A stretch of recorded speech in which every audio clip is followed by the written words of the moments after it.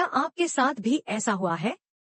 आपने गेहूं के आटे की भटूरे की रेसिपी बिल्कुल सही तरीके से फॉलो की, फिर भी आखिर में भटूरे सख्त, भारी और बिल्कुल रेस्टोरेंट जैसे नहीं बने। आपने आटा अच्छे से गूंथा, धैर्य से उसे रेस्ट दिया, ठीक तापमान पर तले, फिर भी रिजल्ट देखकर बहुत निराशा हुई। अगर आप भी यह समझना चाहते हैं कि गेहूं के भटूरे क्यों फेल हो जाते हैं, तो यह वीडियो आपके लिए है, क्योंकि आज मैं आपको यह बताने वाली हूं कि समस्या आपकी मेहनत में नहीं है, समस्या आटे में है। मैंने भी कई बार सोचा कि गेहूं के भटूरे ज्यादा हेल्दी होंगे और फिर भी मेरे फेवरेट रेस्टोरेंट जैसे दिखेंगे और स्वाद देंगे, लेकिन ऐसा कभी नहीं हुआ। मेरे गेहूं के भटूरे हर बार उदास से तले हुए रोटी जैसे ही बने। तो चलिए अब उस असली वजह पर आते हैं, जिसे कोई साफ साफ नहीं बताता। भटूरा कोई साधारण तली हुई रोटी नहीं है। यह एक बहुत ही खास तरह का आटा होता है, जो एक ही चीज पर सबसे ज्यादा निर्भर करता है, इलास्टिसिटी यानी खिंचाव। जरा सोचिए, जब भटूरा गरम तेल में जाता है तो उसे तुरंत फैलना होता है, उसे हवा पकड़नी होती है और एक सुंदर सुनहरा गुब्बारे की तरह फूलना होता है। इसके लिए आटा बहुत ज्यादा नरम, ढीला और लचीला होना चाहिए, ना कि कसा हुआ या जिद्दी। और यहीं पर मैदा और गेहूं का आटा बिल्कुल अलग अलग व्यवहार करते हैं। मैदा नरम गेहूं के सिर्फ अंदरूनी हिस्से से बनता है। इससे बनने वाला ग्लूटन लंबे, चिकने और बहुत ज्यादा खिंचने वाले धागे बनाता है। जब आप मैदा के आटे को खींचते हैं तो वह फटता नहीं, आराम से फैलता है। यही खासियत भटूरे को अच्छे से फूलने देती है और ठंडा होने के बाद भी उसे नरम और चूई बनाए रखती है। अब गेहूं के आटे को देखिए, उसमें चोकर और जर्म होते हैं। पोषण के लिए ये अच्छे हैं, लेकिन ये छोटे छोटे कण ग्लूटन की बनावट को तोड़ देते हैं। लंबे, लचीले धागों की जगह गेहूं का ग्लूटन मजबूत तो होता है, लेकिन सख्त और जिद्दी भी होता है। वह खींचना नहीं चाहता। इसलिए जब गेहूं का भटूरा गरम तेल में जाता है तो वह अच्छे से फैलने की बजाय जैसे विरोध करने लगता है।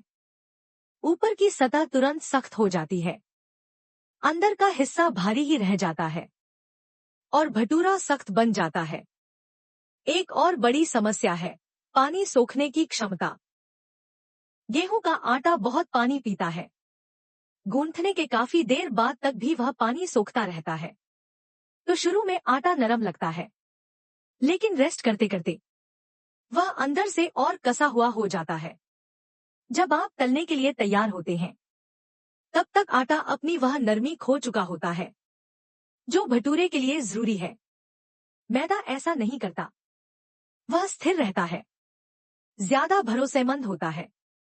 अब बात करते हैं फर्मेंटेशन यानी खमीर की। भटूरा हल्की फर्मेंटेशन पर निर्भर करता है, अक्सर दही या खट्टेपन से। लेकिन गेहूं के आटे में मौजूद चोकर इस प्रक्रिया में भी रुकावट डालता है।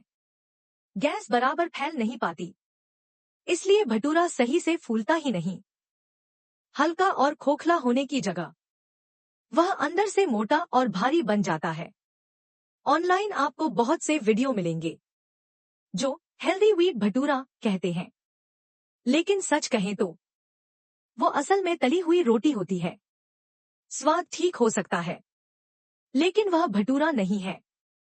रेस्टोरेंट कभी भी भटूरे के लिए गेहूं का आटा इस्तेमाल नहीं करते, क्योंकि वे एक बात बहुत अच्छे से जानते हैं, इलास्टिसिटी से समझौता नहीं किया जा सकता। तो अगर आपने गेहूं से भटूरा बनाया और निराश हुए, तो यह समझ लीजिए, आप फेल नहीं हुए। आपकी टेक्निक गलत नहीं थी, आपकी मेहनत कम नहीं थी। बस वह इंग्रेडिएंट असली रेस्टोरेंट स्टाइल भटूरे के लिए सही नहीं है। भटूरा एक इंडल्जेंट चीज है, यह एक ट्रीट है। इसे कभी कभार वैसे ही एंजॉय किया जाता है जैसा वह है। जब हम यह बात स्वीकार कर लेते हैं, तो खाना बनाना बहुत आसान हो जाता है। असली भटूरा चाहिए तो मैदा इस्तेमाल कीजिए। गेहूं का आटा उन चीजों के लिए इस्तेमाल कीजिए जो उसकी नेचर को सम्मान देती हैं, जैसे रोटी, पूरी या पराठा। जब हम इंग्रेडिएंट्स को उनके स्वभाव के खिलाफ इस्तेमाल करना बंद कर देते हैं तो हमारे रिजल्ट्स अपने आप बेहतर हो जाते हैं। हाँ, आप हेल्दी व्हीट भटूरा बना सकते हैं, लेकिन आपको यह मानना पड़ेगा कि उसका स्वाद और टेक्सचर मैदा वाले भटूरे जैसा नहीं होगा। अगर यह एक्सप्लेनेशन आपको आगे की किचन फ्रस्ट्रेशन से बचाए तो इस वीडियो को उस इंसान के साथ जरूर शेयर कीजिए जो अभी भी खुद को दोष दे रहा है। कभी कभी कुकिंग की सच्चाई ज्यादा मेहनत में नहीं, इंग्रेडिएंट्स की गहरी समझ में होती है। मैं बहुत जल्द मैदा से भटूरे बनाने का वीडियो अपलोड करूंगी। उसका लिंक डिस्क्रिप्शन बॉक्स में होगा। यह मेरा पहला कुकिंग वीडियो होगा, सिर्फ यह दिखाने के लिए कि मेरे भटूरे कैसे बने। वीडियो देखने के लिए बहुत बहुत धन्यवाद।